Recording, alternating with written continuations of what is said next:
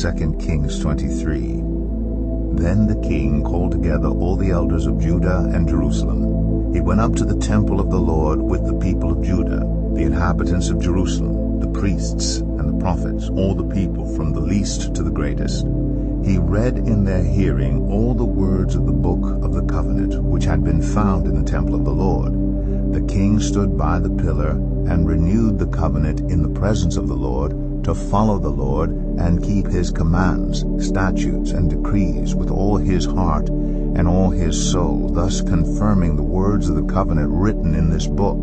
Then all the people pledged themselves to the covenant. The king ordered Hilkiah the high priest, the priests next in rank, and the doorkeepers to remove from the temple of the Lord all the articles made for Baal and Asherah and all the starry hosts. He burned them outside Jerusalem in the fields of the Kidron Valley, and took the ashes to Bethel. He did away with the idolatrous priests appointed by the kings of Judah to burn incense on the high places of the towns of Judah and on those around Jerusalem, those who burned incense to Baal, to the sun and moon, to the constellations, and to all the starry hosts. He took the Asherah pole from the temple of the Lord to the Kidron Valley outside Jerusalem and burned it there.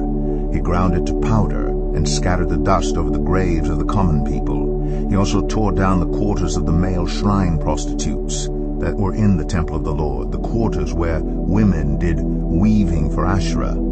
Josiah brought all the priests from the towns of Judah and desecrated the high places, from Geba to Beersheba, where the priests had burned incense. He broke down the gateway at the entrance of the gate of Joshua, the city governor, which was on the left of the city gate. Although the priests of the high places did not serve at the altar of the Lord in Jerusalem, they ate unleavened bread with their fellow priests. He desecrated Topheth, which was in the valley of Ben-Hinnom, so no one could use it to sacrifice their son or daughter in the fire to Molech. He removed from the entrance to the temple of the Lord the horses that the kings of Judah had dedicated to the sun. They were in the court near the room of an official named Nathan-Melech. Josiah then burned the chariots dedicated to the sun. He pulled down the altars the kings of Judah had erected on the roof near the upper room of Ahaz, and the altars Manasseh had built in the two courts of the temple of the Lord. He removed them from there, smashed them to pieces, and threw the rubble into the Kidron Valley.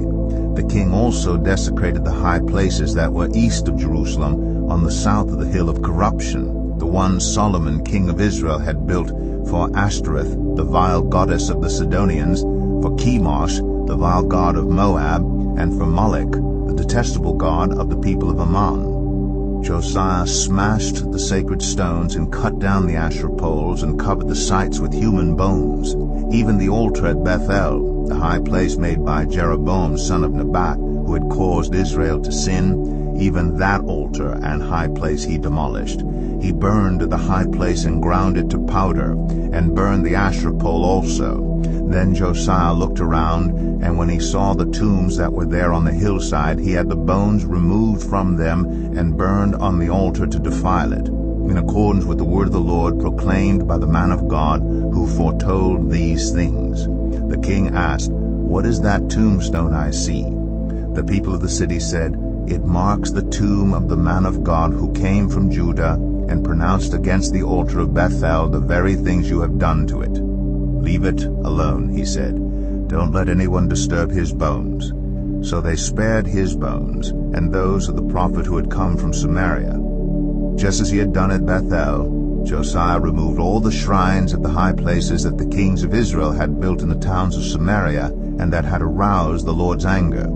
Josiah slaughtered all the priests of those high places on the altars and burned human bones on them. Then he went back to Jerusalem. The king gave this order to all the people: "Celebrate the Passover to the Lord your God, as it is written in this book of the covenant. Neither in the days of the judges who led Israel, nor in the days of the kings of Israel and the kings of Judah, had any such Passover been observed. But in the 18th year of King Josiah, this Passover was celebrated to the Lord in Jerusalem." Furthermore, Josiah got rid of the mediums and spiritists, the household gods, the idols, and all the other detestable things seen in Judah and Jerusalem. This he did to fulfill the requirements of the law written in the book that Hilkiah the priest had discovered in the temple of the Lord. Neither before nor after Josiah was there a king like him who turned to the Lord as he did, with all his heart and with all his soul and with all his strength, in accordance with all the law of Moses. Nevertheless, the Lord did not turn away from the heat of his fierce anger, which burned against Judah because of all that Manasseh had done to arouse his anger. So the Lord said, I will remove Judah also from my presence as I removed Israel, and I will reject Jerusalem, the city I chose, and this temple, about which I said, my name shall be there. As for the other events of Josiah's reign, and all he did, are they not written in the book of the annals of the kings of Judah? While Josiah was king, Pharaoh Necho, king of Egypt, went up to the Euphrates River to help the king of Assyria.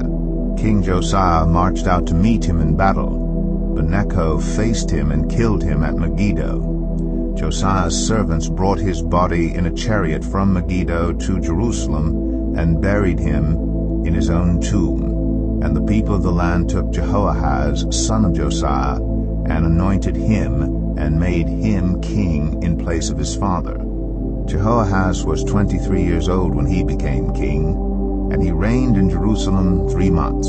His mother's name was Hamutal, daughter of Jeremiah. She was from Libnah. He did evil in the eyes of the Lord, just as his predecessors had done. Pharaoh Necho put him in chains at Riblah, in the land of Hamath, so that he might not reign in Jerusalem, and he imposed on Judah a levy of 100 talents of silver and a talent of gold.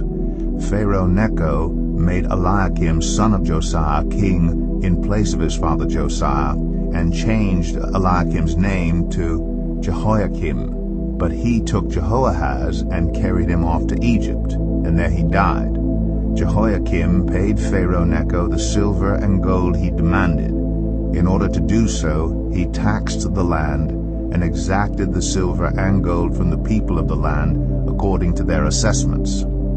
Jehoiakim was 25 years old when he became king, and he reigned in Jerusalem 11 years. His mother's name was Zebidah, daughter of Pedaiah. She was from Rumah, and he did evil in the eyes of the Lord, just as his predecessors had done.